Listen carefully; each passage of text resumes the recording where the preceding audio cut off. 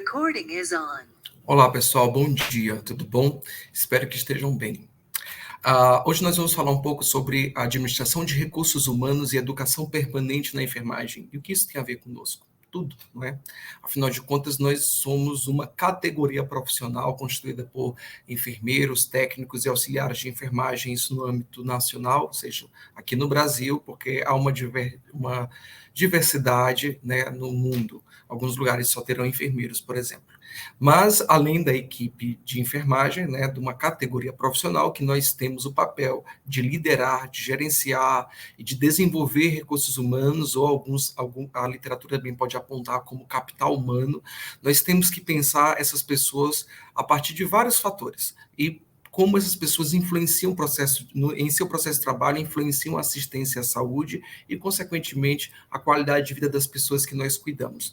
Então, administrar recursos humanos envolve um conjunto de competências que vai requerer habilidades, atitudes e conhecimentos, desde as habilidades relacionais e o desenvolvimento de liderança na enfermagem, mas também outras possibilidades de avaliar gerenciamento de conflitos, entre outras questões, treinamento e desenvolvimento de pessoal, desde a seleção, por exemplo, que vocês logo mais poderão, algumas de vocês, né, seleção para um emprego, para uma residência, entre outras questões, mestrado, como é que nós avaliamos uma pessoa a partir de um conjunto de competências, e logo então já entendemos que não podemos avaliar de forma isolada ninguém.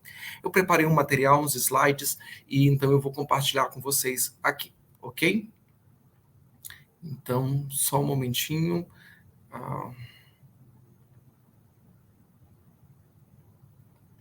Só um momento.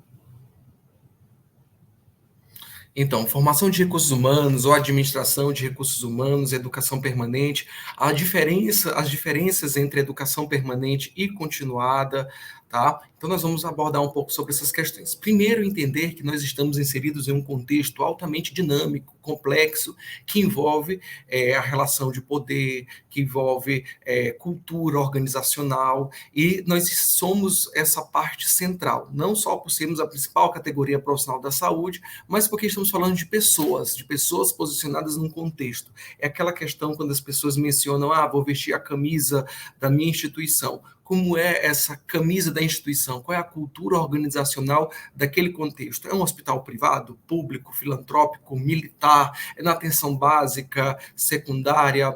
Enfim, é um negócio próprio, é empreendedor. Então, essa dinâmica organizacional, ela precisa ser vista, alinhada com o perfil do profissional. Não adianta você buscar uma pessoa que não se enquadra, que não quer também estar ali naquele contexto, e você pensar que o processo de desenvolvimento humano ali poderia ser consolidado a partir de estratégias que servem para todos. Você tem que entender o perfil da pessoa, ao mesmo tempo que aí a gente vai fazer essa aula pensando tanto o enfermeiro gerenciando uma equipe, como também nos colocando como pessoas que seremos gerenciadas ou chefiadas ou lideradas. Por exemplo, nesse caso, como eu estou alinhado com a instituição em que eu trabalho. Então, eu preciso ter esse processo. Eu sou professor da Universidade Pública Federal. É diferente de uma faculdade. Qual é a relação de uma Universidade Pública Federal para uma faculdade? Existe toda uma cultura organizacional, né, do ensino, pesquisa, extensão, que é diferente de apenas uma faculdade. Então, aqui eu tenho um outro papel social, além dos que já devem ter o da faculdade. Eu estou aqui não para falar que é bom e o que é ruim, não é juízo de valor, mas é entender a posição contextual, filosófica, cultural, que influencia todo o processo de trabalho. E aí, muito tempo se trabalhou com o perfil ideal de profissional. Eu vou selecionar aquele perfil ideal. E hoje isso não é mais o que nós trabalhamos. Nós pensamos o seguinte: nós queremos alguém que se alinhe àquele contexto organizacional, que traga contribuições, inovações, é claro, que possa modificar aquela realidade, mas que também, entendendo que ele pode ser um profissional em potencial. Eu identificar naquele momento, na seleção, por exemplo, que essa pessoa ainda não se percebeu como um grande potencial que tem, mas que pode ser desenvolvido. Então, esse perfil, ele passa a ser pensado numa construção. Então, as instituições inteligentes, elas captam e desenvolvem, não é aquela que vai pegar apenas o produto pronto. Isso depende também do cargo. É claro que se você, é bem possível, se alguém fosse contratar, a Apple fosse contratar alguém a nível Steve Jobs, não vai pegar alguém, vamos pegar aqui alguém com potencial lá da graduação. Tem que ser, depende de cada contexto, não é mesmo? De cada esfera.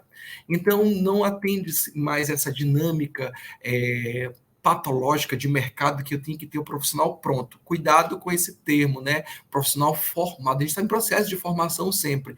Por isso que eu adianto aqui dizer que toda carreira é uma construção.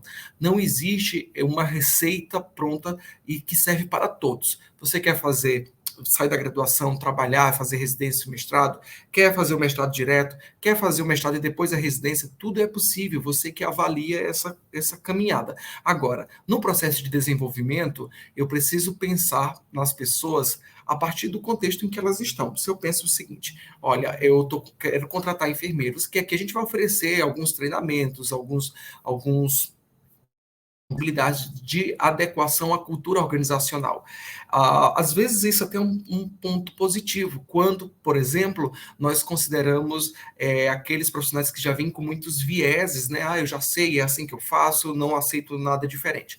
Por isso que é estranho quando nós observamos alguns editais em que a pontuação é mínima para a profissionalização e máxima para o tempo de experiência, sendo que há uma relação de competência muito efêmera em relação ao tempo de experiência quando a gente fala de competência.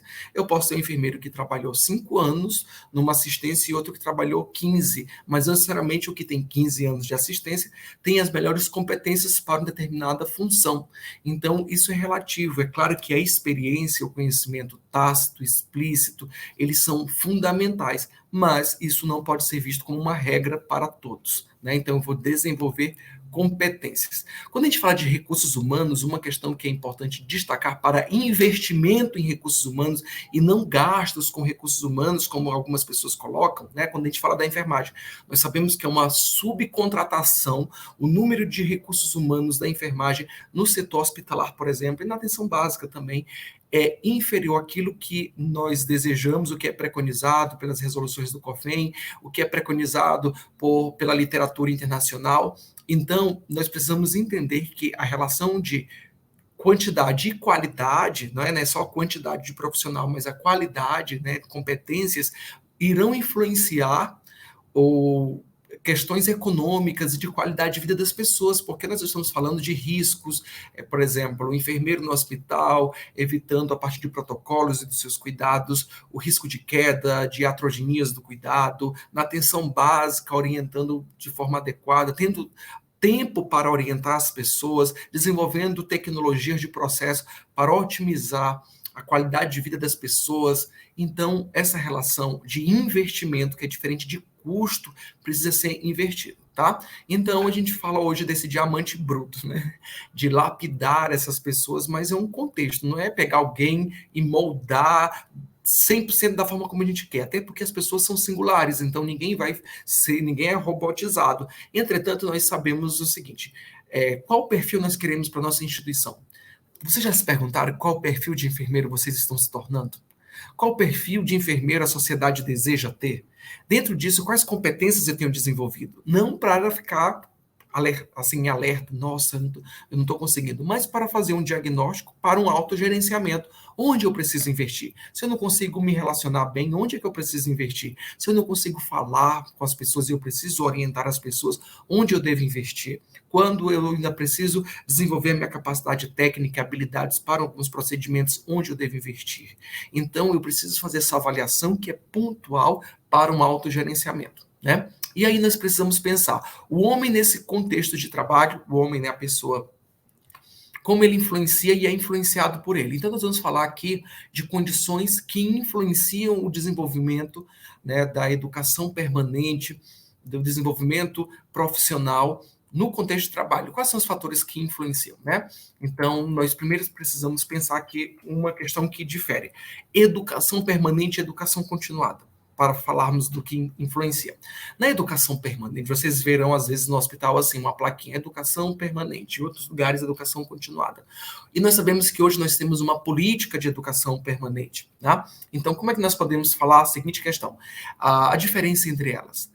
Vamos pensar, filosoficamente, né, no campo de princípio, a educação permanente ela é muito mais ampla, ela entende um processo filosófico, ideológico, de que a pessoa ela deve ter autonomia no seu processo de ensino-aprendizagem. Então, ela avalia as possibilidades e desenvolve estratégias para internalizar, construir, aprender conhecimentos. Então, ela vem de uma autonomia que tem como base a própria compreensão do sujeito no contexto em que ele precisa aprender. E aí disso nós vamos utilizar pontualmente algumas formas de aprender de uma forma processual. Por exemplo, eu preciso desenvolver competências para liderança. Essa é uma relação mais ampla. Dentro disso, eu preciso ter capacidade de fala, capacidade de trabalhar em equipe, capacidade de gerenciar conflitos, e eu posso ter educação permanente, educação continuada, perdão, como condições pontuais que desenvolvam a educação permanente. Por exemplo, acabei de mencionar a lógica da educação permanente como algo amplo, né, da liderança, então eu vou utilizar a educação continuada como questões pontuais, gerenciamento de equipe, de conflitos, capacidade de falar em público, enfim, várias outras coisas. Então, eu posso fazer um curso pontual, uma educação continuada, que agregue valor a um todo, que é a educação permanente, tá? Então, nós temos uma política que foi reformulada, né? Então, aqui eu vou disponibilizar a referência para vocês dessa política, tá? Porque é importante que vocês leiam na íntegra essa política e entender como isso deve estar né, em consonância com a nossa prática, com o nosso processo de trabalho. A ICURGAM, ela traz um conceito que, assim, muito superficial nesse sentido, né? O processo que impulsiona a transformação da organização, processo que promove o desenvolvimento pessoal e profissional e desenvolvimento de competências. Então, nesse sentido, que nós precisamos pensar assim, isso serve para a educação permanente também, mas é só para vocês entenderem que a literatura, ora, ela aborda a educação continuada como se fosse permanente, então é preciso ter alguns cuidados. Seria como se fosse a doutrina da autora. A autora aborda dessa forma, mas o que a política diz, né? Então, na organização, quando nós precisamos trabalhar o processo de desenvolvimento de pessoas, como eu disse, nós precisamos entender os objetivos organizacionais, os objetivos individuais, se eles estão alinhados. A partir disso, a política de recursos humanos dessa instituição, com a educação continuada para a educação permanente. E aí nós promovemos mudanças, transformando esse perfil, né? Entendendo que esse perfil tinha um potencial de transformação, alinhado aos objetivos institucionais, organizacionais, nós traçamos então a política de recursos humanos na própria instituição. E aí, o que se espera nesse processo? Participação nos processos de mudança da organização, incentivar as pessoas ao autodesenvolvimento, analisar e desenvolver competências individuais e coletivas, capacitar para a difusão de conhecimentos, coordenar o processo de recrutamento e seleção, coordenar programas de treinamento e desenvolvimento e coordenar o processo de avaliação e desempenho profissional. Então, nós precisamos pensar o conjunto de fatores que influenciam o desenvolvimento pessoal, não é apenas um curso isolado, tá? Vamos lá, alguns desafios. Aqui eu trouxe a Andressa Ferreira, que foi um TCC que eu orientei sobre educação permanente. Então, trazer aqui dados da literatura com base no que a Andressa conseguiu encontrar, desenvolver a partir dessa pesquisa. Nesse sentido, os fatores que desencadeiam, que potencializam o fato do enfermeiro dizer, nossa, nós temos que fazer educação permanente. Parece óbvio, né? Eu preciso me qualificar por várias questões. Mas o que a literatura aponta sobre isso como fator desencadeante? Né? Desafios para o desenvolvimento profissional da enfermagem diante das demandas de saúde e de cuidados, necessidades de educação permanente, os desafios diários da prática profissional de enfermagem, ou seja, hoje nós trabalhamos com as práticas avançadas, protocolos cada vez mais complexos, atualizados no campo das melhores evidências científicas, articulando os recursos tecnológicos disponíveis e expertise profissional. E essa parte da expertise profissional apresenta interesse para a educação permanente, com vistas a ações pontuais de educação continuada. É claro que é todo um conjunto. Quando eu falo aqui de uma relação tecnológica, de mudança de perfil dos pacientes, dos novos desafios epidemiológicos que afetam o nosso cuidado, eu preciso desenvolver competências. Essas competências, elas têm que estar alinhadas no plano de desenvolvimento de recursos humanos, seja na relação municipal, estadual, federal, local, institucional. Tá? A aprendizagem baseada em problemas tem sido uma necessidade para que a gente possa internalizar aquele fenômeno. Não adianta apenas falar com vocês sobre isso se vocês não, por exemplo, significam isso como importante. Então eu preciso trazer como um problema que faça parte da sua realidade, mostrando que aquela realidade ela também é sua, então você desperta o melhor interesse para aprender. Capacitação, autonomia, qualidade e resolutividade na saúde. Nós trabalhamos aqui muito na disciplina questões relacionadas à liderança. Nós não podemos ficar obsoletos diante do conhecimento das técnicas que envolvem nosso cuidado. Do contrário, nós perdemos espaços e perdemos voz. Tá? Então, a educação permanente ela é muito mais ampla do que aprender uma técnica. O contexto influencia esse trabalho. O contexto, como eu disse, né, você precisa pensar. É um contexto institucional, por exemplo, público, privado, filantrópico, mas como esse contexto, independente da cultura organizacional e do seu perfil, precisa pensar o desenvolvimento de recursos humanos, a liberação de pessoas para participar de um curso, de um congresso, e não fazer isso nas férias. As férias são para os profissionais trabalharem. Falha do inconsciente de quem trabalhou nas férias. As férias são para os profissionais descansarem, não é mesmo? Então, o contexto precisa pensar como os recursos humanos influenciam o seu desenvolvimento, certo? Então, os fatores intervenientes, os fatores que influenciam o desenvolvimento de competências, né, na educação permanente, a partir da gestão institucional e gerenciamento da enfermagem. O que vai influenciar?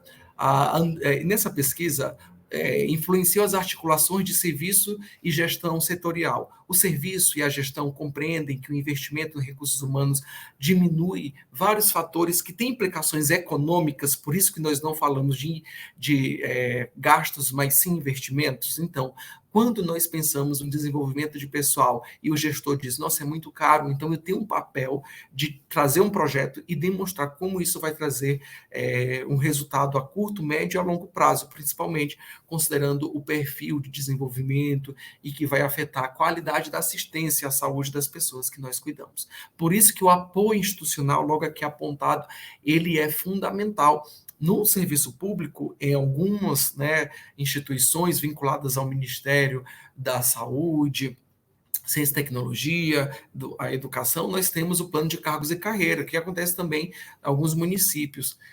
Isso é um incentivo, e então nós precisamos pensar, o incentivo financeiro é importante? É claro que é. E o incentivo de autonomia também, de respeito, prestígio, todo mundo quer trabalhar com possibilidade de ser reconhecido por aquilo que faz. E, ao mesmo tempo, assumindo a responsabilidade de dar conta. Por isso que a educação permanente vem numa questão atemporal de você se perceber nesse contexto. O que eu estou fazendo? Então, recursos humanos devem ser pensados nessa lógica a partir da instituição. Agora, nós falamos do contexto, dos fatores que influenciam, desencadeiam, quais estratégias podem ser desenvolvidas, né? Então, nós precisamos fazer conexões da teoria e prática. As instituições de ensino precisam ter articulação com as instituições de assistência à saúde. E isso não deve ser pensado de forma unilateral. De quem é a culpa dessa fragmentação, dessa ruptura na comunicação? Não posso dizer que é da universidade ou do serviço. Nós precisamos resolver a situação, não é mesmo? Conectar, trabalhar grupos de pesquisas itinerantes, desenvolver pesquisa junto com o enfermeiro da assistência e não para ele apenas ou com ele apenas, né, junto, pensando que quando ele formula um objeto de pesquisa, por exemplo, o processo de enfermagem, que ainda é visto por muitos como apenas uma atividade burocrática, mas se de repente eu desenvolvo uma tecnologia de processo junto do enfermeiro, ele possa atribuir que aquilo é fruto do trabalho dele também. Então, isso muda a forma de se comportar diante daquele resultado. Reflexão e compreensão daquele processo e perspectiva intersetorial, acabei de mencionar, serviço e ensino. Né? Possíveis consequências. Se a gente faz tudo isso, o que, é que nós devemos esperar? Nós devemos esperar que ela desenvolva uma categoria favorecendo a implementação e fortalecimento da política de educação permanente na saúde no contexto da enfermagem. Então, nós favoreceremos essas conexões para o desenvolvimento de capital humano, né, mudança organizacional e modelo de cuidado e a micropolítica.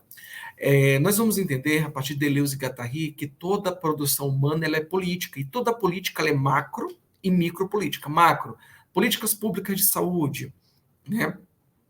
E aí eu penso, a micropolítica é onde o cuidado acontece, lá na ponta, no ato vivo desse cuidado, é ali que transforma a realidade. Então, eu consigo mudar a realidade a partir da micropolítica e até chegar na macro, já que a gente já tem uma política pública, uma política de educação permanente, mas a micropolítica, isso não acontece como deveria ainda, né?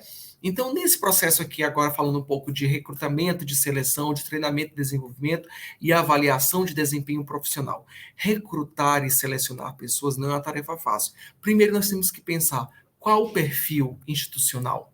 Qual o perfil? Quem eu quero recrutar? Entendendo que existe um grupo maior e eu vou trabalhar um filtro nesse processo.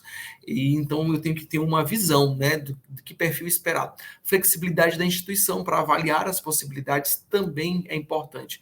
A cultura organizacional, como eu já disse, esse filtro tem a ver com o perfil daquela instituição.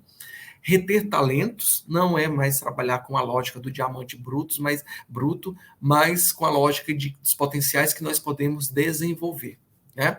Então, reter talentos, nós temos que pensar nas competências técnicas, nas competências relacionais, que envolvem as emocionais, as atitudes. Então, pensar um conjunto de fatores. Se eu estou falando para vocês que eu tenho que pensar um conjunto de fatores que são competências que envolvem atitudes, habilidades e conhecimentos, eu vou dizer que uma prova que se aplique apenas utilizando questões objetivas ou subjetivas que sejam, avalia a competência. Então, ela pode avaliar um tipo de conhecimento, mas a fala da pessoa, como ela se comporta em grupo, quais são as habilidades relacionais, de trabalho em equipe, conhecimento escrito e verbalizado. Então, eu preciso pensar em várias possibilidades de avaliação. Por isso que existem vários critérios de seleção, né? Com base nesse perfil. O perfil que eu quero relacionado às competências que nós precisamos desenvolver. Por exemplo, para ser professor universitário, nós temos que dar aula, fazer pesquisa, orientar, trabalhar em equipe, então, e no contexto da saúde. Então, vocês sabem que no processo de avaliação do professor do concurso, nós fazemos uma prova que é sorteada no momento, né? Nós fazemos escrita, nós fazemos uma aula que é sorteada com 24 horas antes, nós somos arguídos um memorial. Alguns selecionam um projeto de pesquisa com uma avaliação e depois nós vamos para o hospital fazer um procedimento, uma consulta de enfermagem, enfim. Então, tento aí avaliar conjunto de fatores para realmente ver se aquele candidato se enquadra naquele perfil. Então, entrevistas, provas, testes práticos, dinâmica em grupo, técnica de simulação, são algumas apenas dos fatores que influenciam. O índice de rotatividade de seleção, o número de admissões no período é diferente, né? A gente fala que em relação ao número de desligamentos, se é superior ao número de admissão, nós vamos ter aí uma relação positiva. O número de desligamentos superior já é uma relação negativa, é claro, né? As pessoas não estão retidas, elas não ficam, não permanecem, são selecionadas, treinadas, acompanha-se o desenvolvimento, mas elas não ficam. Então, é um gasto excessivo da instituição quando eu não tenho um planejamento adequado desse processo de recrutamento, que vem desde o edital e das técnicas ali de seleção para treinamento e desenvolvimento. E quais são as diferenças entre treinamento e desenvolvimento? Treinamento tem um processo pontual. Estão lembrados da educação continuada? Eu vou treinar uma pessoa para determinado procedimento, mas desenvolver recursos humanos é um contexto muito mais amplo. Então, eu treinei essa pessoa está treinada por vários procedimentos, mas ela tem um contexto relacional importante, habilidades relacionais, conhecimentos, enfim, é um contexto muito mais amplo, tá? A desenvolver capital humano, já mencionei. A política de valorização do capital humano vai influenciar, porque nós estudamos lá nas teorias administrativas como o comportamento humano, a qualidade de vida dessa pessoa, como ele se sente bem, ele vai influenciar o processo de produtividade dele, não é? Nós entendemos que pessoas felizes trabalham felizes, né? Então, para serem felizes, elas precisam de condições dignas de trabalho. Tô bem coach, né, nessa aula, mas é bem isso mesmo. Quando você está feliz, você tem um ócio produtivo, criativo, você tem vontade de trabalhar, você produz mais. Tem várias pesquisas no campo da administração que demonstram isso. E essa felicidade não é um tapinha nas costas, não é um quadrinho na parede dizendo funcionário do mês, não é isso. É realmente pensar uma política que valorize no campo macro e micro esse profissional. Não é mesmo, pessoal? Fatores intervenientes ainda. O desinteresse nesse processo de desenvolvimento, fatores intervenientes no processo de desenvolvimento de pessoas. Desinteresse dos envolvidos, olha, eu fui fazer aqui, não quero trabalhar aqui não, vim aqui porque era o edital e eu preciso desse emprego, mas eu não suporto esse contexto aqui de hospital. Por exemplo, eu acho maravilhoso, considero maravilhoso quem trabalha em hospitais militares, mas não é meu perfil. Talvez eu não conseguiria me adequar. Vou ficar falando mal do instituição? Pelo contrário, são instituições que têm profissionais fabulosos, né? Enfim, mas não é o meu perfil, então eu posso até por algumas circunstâncias da vida trabalhar numa situação dessa, mas para a pessoa que está treinando, importa saber, tem interesse mesmo essas pessoas, por isso que a entrevista é muito importante, ainda que não consiga captar tudo, mas já é um dispositivo. Os objetivos inadequados, então eu tenho pessoas interessadas, eu tenho uma demanda importante, mas eu traço objetivos que não se alinham àquelas demandas. E vamos lá. Outra coisa tenho interesse, fiz uma seleção de pessoas, nossa, essas pessoas elas têm um perfil, pelo menos para um potencial, né, de desenvolvimento, tem objetivos claros, mas a metodologia não está adequada. É a mesma coisa que a gente pensa no nosso projeto de pesquisa, né? Eu quero compreender como os enfermeiros percebem a educação permanente. Como é que eu vou chegar? Então, eu tenho um objetivo, tenho demanda, tenho pesquisadores, mas traço uma metodologia em que eu vou pesquisar junto de farmacêuticos. Então, a metodologia não está adequada. Então, eu tenho que ter interesse das pessoas, objetivos adequados e estratégias adequadas, tá? Então, nesse planejamento envolve metas adequadas, metodologias e métodos. Então, eu tenho uma metodologia mais ampla e eu tenho métodos, né, que são etapas para cumprir essa metodologia. Aqui um fluxograma extraído do livro de gerenciamento de enfermagem da Paulina Kugan e colaboradoras, né? Eu preciso, então, nesse processo, para traçar o processo de desenvolvimento pessoal, traçar o diagnóstico situacional. O que nós temos aqui? Levantar as necessidades, entrevistas, reuniões, questionários, provas, conhecimento, supervisão, avaliação de desempenho, indicadores. Não é chegar lá, gente, estou aqui com checklist, vamos aqui, preencho e depois eu trago aqui um negócio para vocês, para a gente desenvolver aqui um pouco nossas competências. Não vai funcionar. Eu preciso trabalhar isso de forma estratégica, pensar possibilidades, elaborar um programa a partir dessas estratégias. Então, identifiquei esses processos, agora eu vou trabalhar um programa para intervir com base naquelas necessidades. Entenderam?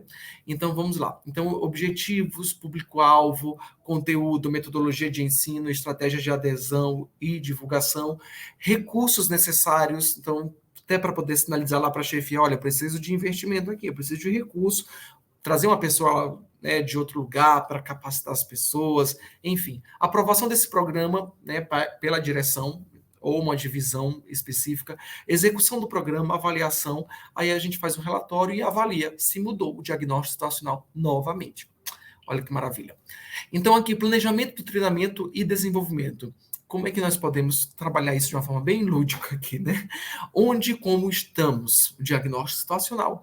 Onde e como pretendemos estar amanhã, objetivos. Isso serve para a vida. Isso serve para a vida. É bem coach mesmo, bem, bem interessante. Olha, eu quero fazer residência. Onde nós estamos hoje? Objetivo, eu quero fazer residência. Onde e como pretendemos estar amanhã? Já sei onde eu estou no final do curso. tenho um objetivo e como é que eu vou fazer para chegar lá? Então, como faremos para chegar lá significa metodologia e estratégia. Não está legal, vou redirecionar aqui essa minha estratégia. Então, eu faço aqui uma avaliação. Como saberemos que chegamos lá? Né? E aí depois, análise dos recursos e dos custos. Quanto custa ao indivíduo e à organização? Aí custo de tempo, de dinâmica, tirar o profissional do setor, rodízio de treinamento, entre outras questões. Esse diagrama eu elaborei na época da minha tese. É só para a gente pensar, eu mostro ele algumas possibilidades aqui de aula, porque assim, nós somos essa realidade aqui, enfermagem e sociedade, assentada num contexto altamente dinâmico, que influencia, que influencia o nosso cuidado, porque nós temos hoje um paciente que acessa a informação, isso é positivo, agora tem muita fake news, novos desdobramentos tecnológicos, práticas avançadas, processos de tomada de decisão cada vez mais robustos. Aqui eu botei aqui adolescente para especificar que as áreas de conhecimento específicas que precisam de conhecimento aprofundado, se eu não desenvolvo competências que trabalhem esse perfil profissional aliado à pesquisa científica, nós estaremos fragilizados diante dessas demandas e, consequentemente, fragilizaremos mais ainda a profissão. Tá? E avaliar desempenho profissional também não é fácil. Imagina que no final aqui da graduação eu chego para vocês e digo, olha, vamos falar das Olimpíadas para ninguém ficar tenso. Das Olimpíadas, eu digo assim, olha, vai todo mundo começar a prova aqui, todo mundo tem uma noção, mas ninguém sabe como é que está sendo avaliado. Aí vai lá, uma ginasta faz lá o twist carpado, né? Não sei, esse é o termo. Aí outra faz um outro melhor ainda. E no final eu digo, olha, eu trouxe aqui, vendo tudo, novos critérios que nem vocês sabiam. Quem pulou só 2 vezes tem mais ponto que quem pulou 3 no ar, porque 3 já é uma coisa que a gente já não queria, porque já está, enfim, não faz sentido você ser avaliado com regras que surjam quando o campeonato já começou. Então as pessoas precisam entrar no processo já sabendo em que serão avaliadas. Isso tem que ser muito claro. Quando a gente trabalha isso de forma objetiva, de forma bastante, vamos dizer, elucidada, a gente tem menos chance de ter um recurso jurídico, administrativo. Tá? Isso envolve também quando vai avaliar desempenho profissional para ganhar mais no setor. O que deve acontecer, no meu entendimento, em alguns setores deveriam ser até mais rígidos, porque dá até um desânimo quando você trabalha, faz muitas coisas que são... Não é que você quer fazer além, por isso vai ter que ganhar mais, mas aquilo que é esperado, você faz, e algumas pessoas nem tanto, e estão no mesmo nível, né, de salário. Isso também deve ser pensado como uma estratégia de incentivo. Se o incentivo é porque você avançou na sua carreira, então deve-se dar esse incentivo, inclusive aumentando esse incentivo. Processo dinâmico, esse processo de avaliação aqui, Gonçalves vai dizer que é um processo dinâmico de mensuração individual da qualidade de desempenho profissional no exercício de seu cargo, conforme critérios predefinidos. Constitui-se num instrumento de diagnóstico gerencial que fundamenta as decisões administrativas por meio do qual é possível estabelecer metas de desenvolvimento. E aí nós temos caracterizar e documentar o desempenho profissional, tudo tem que ser muito registrado. Detectar necessidades de treinamento, desenvolvimento futuros, planejar juntamente com o avaliado metas e estratégias, monitorar o alcance das metas, né? Não precisa avaliar só no final, um plano de desenvolvimento de um ano, vou avaliar só no final do ano, não, eu posso avaliar processualmente e poder redirecionar algumas estratégias, identificar e analisar condições de trabalho, fornecer informações para retroalimentar o pessoal que está lá na seleção. Olha, vocês estão selecionando um pessoal que não está aqui, você tem que pedir uma especialização nessa área, porque a gente está vendo muita dificuldade aqui dessas pessoas saberem o básico. O básico, não estamos, infelizmente, conseguindo mais. Então, pede agora a especialização. Então, eu retroalimento lá para as pessoas que estão planejando o edital, a seleção, enfim, tá? Fundamentar as tomadas de decisão, não pode ser subjetivo. Tá? O que avaliar, por que avaliar, né? O que avaliar o instrumento, como avaliar critérios e técnicas, nós temos quando avaliar a periodicidade, como eu disse, não precisa ser só lá no final, quem avaliar, né? Nós podemos ter uma equipe externa ao setor avaliando para não ter conflito de interesse, dependendo de cada caso. E o que é feito com a avaliação? São resultados para o planejamento, né? Não é para mostrar na cara de ninguém, dizer, você não está bem, isso acontece com algumas empresas, né? Acho impressionante como o ser humano é manipulado. Algumas empresas colocam lá, os vendedores que mais venderam, ou seja, que mais enriqueceram o patrão também. Eles colocam lá o nome dele numa caixa, né, numa fonte imensa, aí na ordem vem os que menos venderam. Até chegar uma pessoa com um nomezinho lá pequenininho que se sente humilhado e quer vender mais, né, porque não quer mais ser humilhado para ter o nome estampado lá no topo. E assim, não é esse tipo de avaliação. Entender por que, que ele está lá na pontinha e não vendeu? Qual é o perfil dessa pessoa? Tem algum problema ali? Não ficar pensando numa estratégia isolada para desenvolver pessoas. Aqui algumas referências que eu vou colocar para vocês. Ah, é isso, pessoal. E aí nós vamos discutir um pouco essa aula agora também, tá? Vou encerrar aqui a minha gravação. Deixa eu só parar de compartilhar aqui essa tela, que ainda não parei, né? Oh, misericórdia, meu Deus. Deixa eu... Ok. Então, até logo. Vamos discutir um pouco sobre esses conteúdos que são tão importantes para um trabalho que vocês logo, logo desenvolverão, certo? Vou parar aqui agora a gravação.